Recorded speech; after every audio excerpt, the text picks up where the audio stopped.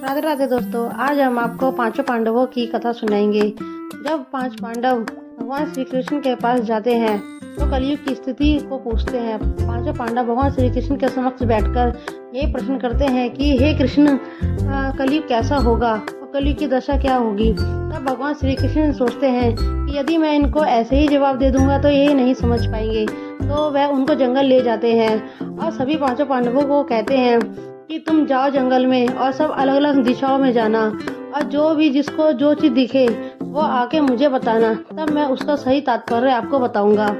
यह सुनकर सभी पांचों पांडव भगवान श्री कृष्ण की आज्ञा को मानकर जंगलों में अलग अलग दिशाओं में चले जाते हैं और उसी दिशा में जाकर अपनी चीज़ें खोजने लगते हैं। तब पहले तो एक को तो कहते पहाड़ की चट्टान खिसकती दिखाई देती है, एक को 5 कुएं दिखाते हैं जिनमें से 4 तो भरे होते हैं और एक खाली होता है, और तीसरे को एक कोयल दिखाई देती है जो कि गाती तो अच्छा है परंतु वे बाजू को खा रही थी।